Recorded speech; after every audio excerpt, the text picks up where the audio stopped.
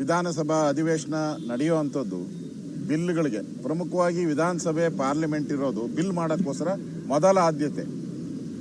ಆದರೆ ನಮ್ಮ ಗೌರವಾನ್ವಿತ ಸ್ಪೀಕರು ಮತ್ತು ಆಡಳಿತ ಪಕ್ಷದ ಮುಖ್ಯಮಂತ್ರಿಗಳು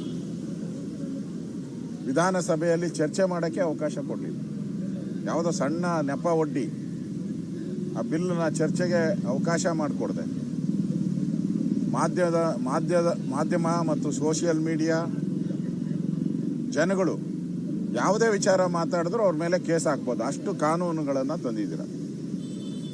ಕೈ ಸನ್ನೆ ಮಾಡಿದ್ರೆ ಕೇಸ್ ಹಾಕ್ಬೋದು, ನೀವು ಕಣ್ಣು ಮಿಟಿಕಿಸಿದ್ರೆ ಕೇಸ್ ಹಾಕ್ಬೋದು, ನೀವು ಮಾತಾಡಿದ್ರೆ ಕೇಸ್ ಹಾಕ್ಬೋದು.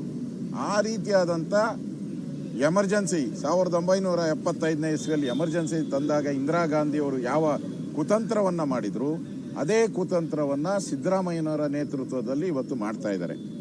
ದಯವಿಟ್ಟು ಇದಕ್ಕೆ ಸಹಿ ಹಾಕಿದ್ರೆ ರಾಜ್ಯದಲ್ಲಿರುವಂಥ ಮಾಧ್ಯಮ ಮಾತಾಡುವಂಥ ಹಕ್ಕು, ಪೊಲಿಟಿಕಲಿ ನಾವು ಏನು ವಿರೋಧ ಪಕ್ಷಗಳು ವಿರೋಧ ಮಾಡೋಕ್ಕೆ ಭಾಷೆಯನ್ನು ಉಪಯೋಗ ಮಾಡ್ತೀರಿ, ಅದು ಎಲ್ಲ ಕೂಡ ಪೊಲೀಸರ ರಾಜ್ಯ ಆಗೋತದೆ.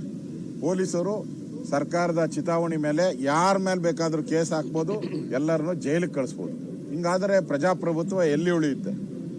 ಅದರಿಂದ ಈ ಕಾಂಗ್ರೆಸ್ ಮಾಡಿರೋ ಈ ಕುತಂತ್ರದ ಬಿಲ್ಲನ್ನು ದಯವಿಟ್ಟು ಸಹಿ ಮಾಡಬೇಡಿ. ಇದು ರಾಜ್ಯಕ್ಕೆ ಮಾರಕವಾದಂಥ ವಾಕ್ ಸ್ವಾತಂತ್ರ್ಯವನ್ನು ಕಸಿದುಕೊಳ್ಳುವಂಥ ಒಂದು ದುರುಳ ಬಿಲ್. ಈ ದುರುಳ ಬಿಲ್ಲನ್ನು ದಯವಿಟ್ಟು ಸಹಿ ಮಾಡಬೇಡಿ ಅನ್ನೋ ವಿನಂತಿಯನ್ನು ಮಾಡಿದ್ರಿ. ಭಾಳ ಪ್ರಮುಖವಾಗಿ ಜನಾರ್ದನ್ ರೆಡ್ಡಿ ಮೇಲೆ ಆಗಿರುವಂಥ ಹಲ್ಲೆ, ಗುಂಡಿನ ದಾಳಿ ಮತ್ತು ಅಲ್ಲಿ ಆಗಿರುವಂಥ ಕೊಲೆ, ಕಾಂಗ್ರೆಸ್ ಕಾರ್ಯಕರ್ತನ ಕೊಲೆ ಕಾಂಗ್ರೆಸ್ ಪಾರ್ಟಿಯವರೇ ಮಾಡಿದ್ದಾರೆ. ಯಾರೇ ಮಾಡಿದ್ರು ಕೊಲೆನೇ. ಈಗ ತನಿಖೆನೂ ಕೂಡ ಹಳ್ಳ ಹಿಡಿದ್ಬಿಟ್ಟಿದೆ.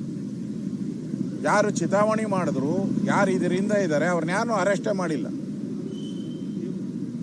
ಎಲ್ಲರನ್ನೂ ಕೇಸನ್ನು ಮುಚ್ಚಿ ಹಾಕುವಂಥ ಪ್ರಯತ್ನವನ್ನು ಮಾಡ್ತಾ ಇದ್ದಾರೆ. ಇದನ್ನು ಕೂಡಲೇ CBI ತನಿಖೆ ಕೊಡಬೇಕು, ಸತ್ಯ ಸಂಗತಿ ಹೊರಬಡಬೇಕು. ಇಲ್ಲಿನ ಪೊಲೀಸರು ಒಂದು ರೀತಿ ಸರ್ಕಾರದ ಕೈಗೊಂಬೆಗಳಾಗ್ಬಿಟ್ಟಿದ್ದಾರೆ. ಇವರಿಂದ ನ್ಯಾಯವನ್ನು ನಿರೀಕ್ಷೆ ಮಾಡೋಕ್ಕೆ ಸಾಧ್ಯ ಇಲ್ಲ.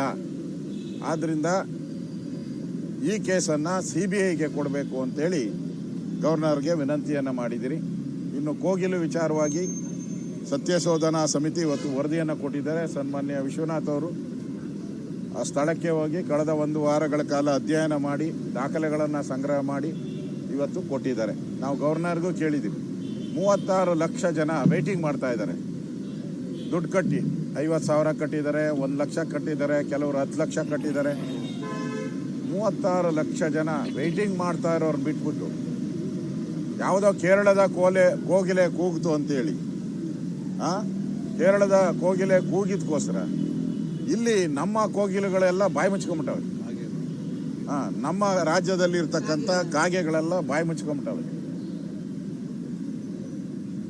ಇವತ್ತು ಕೇರಳದ ಸರ್ಕಾರ ಕರ್ನಾಟಕವನ್ನು ಆಳ್ತಾ ಇದೆಯಾ? ಕೇರಳದಲ್ಲಿರುವ ವೇಣುಗೋಪಾಲ್ ಅವರು ಅಲ್ಲಿನ ಮುಖ್ಯಮಂತ್ರಿ, INDA ಪಾರ್ಟ್ನರ್ ಮುಖ್ಯಮಂತ್ರಿ, ಇಂಡಿ ಒಕ್ಕೂಟ ಮುಖ್ಯಮಂತ್ರಿ, ಅವ್ರು ಹೇಳ್ದಂಗೆ ಕೇಳ್ತಾ ಇದೆಯಾ?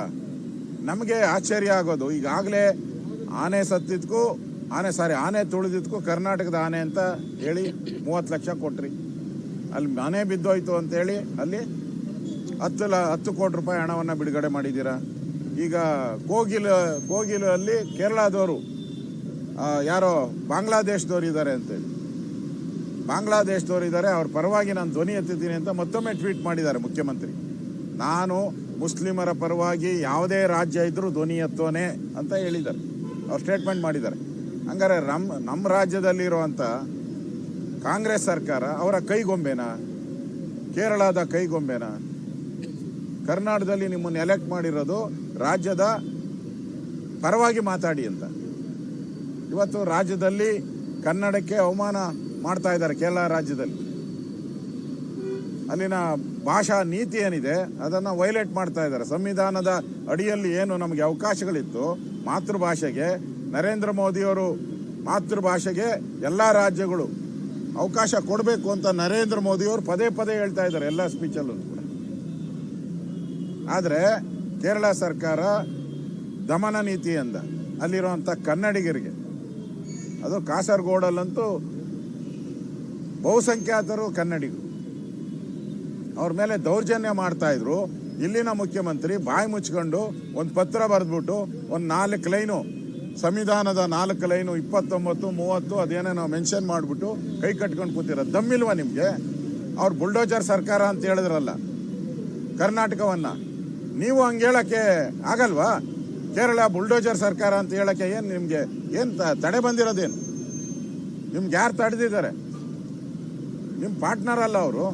ಹೇಳಿ ಧೈರ್ಯವಾಗಿ. ಹೇಳುವಂಥ ಧೈರ್ಯವನ್ನು ಇವತ್ತು ರಾಜ್ಯ ಸರ್ಕಾರ ಕಳ್ಕೊಂಡಿದೆ. ಅದರಿಂದ ಕೋಗಿಲು ವಿಚಾರವಾಗಿಯೂ ಕೂಡ ನಾವು ಹೋರಾಟವನ್ನು ಈಗಾಗಲೇ 4-5 ಹೋರಾಟಗಳನ್ನು ನಾವು ಮಾಡಿದ್ದೀರಿ. ಜನಾರ್ದನ್ ರೆಡ್ಡಿ ವಿಚಾರವಾಗೂ ಕೂಡ 22ನೇ ತಾರೀಕು ನಾವು ಅಲ್ಲಿ ದೊಡ್ಡ ಸಮಾವೇಶವನ್ನು 22 ತಾನೆ 17ನೇ ತಾರೀಕು ದೊಡ್ಡ ಸಮಾವೇಶವನ್ನು ಕೂಡ ಮಾಡೋ ಮುಖಾಂತರ ರಾಜ್ಯದಲ್ಲಿ ಕಾನೂನು ಸುವ್ಯವಸ್ಥೆ ಹಾಳಾಗಿರೋದು ಹೋರಾಟ 17ನೇ ತಾರೀಕಿಗೆ ಹೋರಾಟವನ್ನು ನಾವು ಮಾಡ್ತಾ ಇದ್ದೀರಿ. ಅಲ್ಲಿ ಹೋರಾಟವನ್ನು ಆದೇಶ ಕೊಟ್ಟಿದೆ ಸರ್, ಒಳಗಡೆ GBA ಚುನಾವಣೆ ಮಾಡಿ ಅಂತ ತೀರ್ಪು ಕೊಟ್ಟಿದೆ ಸುಪ್ರೀಂ ಕೋರ್ಟ್. ಜೂನ್ 31 ಒಳಗಡೆ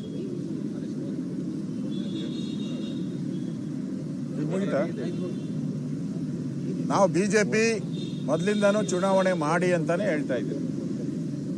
ನಿಮಗೆ ವಾರ್ಡ್ಗಳ ಮೀಸಲಾತಿ ಮಾಡೋಕ್ಕಾಗಿಲ್ಲ ಅಂದರೆ 198ಗೆ ಮಾಡಿ ಅಂತಲೂ ನಾವು ಅಪೀಲ್ ಮಾಡಿದ್ದೀರಿ ಕೋರ್ಟ್ಗೆ. ನಾವು ಕೂಡ ಸುಪ್ರೀಂ ಕೋರ್ಟ್ಗೆ ಹೋಗಿದ್ದೀವಿ. ಆದರೆ ಈಗೆಲ್ಲ ವಾರ್ಡ್ಗಳು ಇವೆಲ್ಲ ಕ್ಯಾಟಗರಿ ಎಲ್ಲ ಮಾಡಿರೋದ್ರಿಂದ ಬೇಗ ಚುನಾವಣೆ ಮಾಡಿ ನಾವು ರೆಡಿ ಇದ್ದೀರಿ. ಈ ಚುನಾವಣೆ ಗೆಲ್ಲಕ್ಕೆ ರಾಜ್ಯದಲ್ಲಿ ಕಾಂಗ್ರೆಸ್ ಮಾಡಿರೋಂಥ ಗುಂಡಿಗಳೇ ಸಾಕು. ರಾಜ್ಯದಲ್ಲಿ ಬಿದ್ದಿರೋಂಥ ಗುಂಡಿಗಳು, ಅದರಲ್ಲಿ ಸತ್ತಿರೋಂಥ ಜನ ಪಾಪ, ಏಟು ತಿಂದಿರೋರು, ಕಸದ ರಾಶಿ ಬಿದ್ದಿರೋವಂಥದ್ದು, ಕಾನೂನು ಸುವ್ಯವಸ್ಥೆ ಹಾಳಾಗಿರೋದು, ಇದಕ್ಕಿಂತ ಬೇರೆ ವಿಚಾರಗಳೇನು ಬೇಕಾ? ಕಾಂಗ್ರೆಸ್ ಈ ಸರಿ ಬೆಂಗಳೂರಲ್ಲಿ ನೆಲ ಕಚ್ಚುತ್ತೆ. ಅಷ್ಟು ಪಾಪವನ್ನು ಮಾಡಿದ್ದಾರೆ. ಬೆಂಗಳೂರು ಜನತೆಗೆ ದ್ರೋಹವನ್ನು ಬಗೆತಾರೆ. ನಾವು ಚುನಾವಣೆಗೆ ರೆಡಿ. ಮೈತ್ರಿನ ಹೇಗೆ ಸರ್? ಅದನ್ನು ನಮ್ಮ ರಾಷ್ಟ್ರೀಯ ನಾಯಕರು ತೀರ್ಮಾನ ಮಾಡ್ತಾರೆ. ಇನ್ನೇನು ಕೆಲವೇ ದಿನಗಳಲ್ಲಿ ಹೊಸ ನಮ್ಮ ರಾಷ್ಟ್ರೀಯ ಅಧ್ಯಕ್ಷರು ಸ್ವೇರಿಂಗ್ ಮಾಡ್ತಾರೆ. ಸೊ ಅದಾದಮೇಲೆ ನಾನು ಮೊನ್ನೆನೂ ಕೂಡ ಹೋಗಿ ಭೇಟಿ ಮಾಡಿ ಬಂದಿದ್ದೀನಿ. ನಮ್ಮ ಅಧ್ಯಕ್ಷರನ್ನ ಮತ್ತು ಹಳೆಯ ಅಧ್ಯಕ್ಷರನ್ನ ಇಬ್ಬರನ್ನೂ ಭೇಟಿ ಮಾಡಿ ಬಂದಿದ್ದೀನಿ. ಕರ್ನಾಟಕದ ಬಗ್ಗೆ ಅವರು, ಈ ಚುನಾವಣೆ ಬಗ್ಗೆ, ಒಂದು ಮೈತ್ರಿಯ ಬಗ್ಗೆ ಅವರು JDSನ ಮುಖ್ಯಸ್ಥರ ಜೊತೆ ಮಾತಾಡ್ತಾರೆ. ಕೇಂದ್ರದವರು ಸಮನ್ವಯ ಸಮಿತಿ ಏನು ತೀರ್ಮಾನ ಮಾಡುತ್ತೋ ಅದಕ್ಕೆ ನಾವು ಬದ್ಧರಿದ್ದೀವಿ. ಓಕೆ,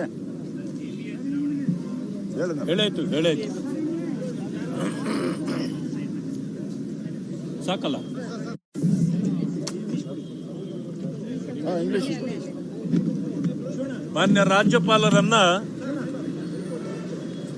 ಈಗಾಗಲೇ ಮಾನ್ಯ ಅಶೋಕ್ ಅವರ ನೇತೃತ್ವದಲ್ಲಿ ನಾವೆಲ್ಲರೂ ಹೋಗಿ ಭೇಟಿ ಮಾಡಿ ಬಂದಿದ್ದೇವೆ. ಏನು ಈ ಸರ್ಕಾರ ತಾರತಮ್ಯ ಮಾಡ್ತದೆ, ಇಡೀ ರಾಜ್ಯದಲ್ಲಿ ಕಾನೂನು ಸುವ್ಯವಸ್ಥೆ ಹಾಳಾಗಿದೆ.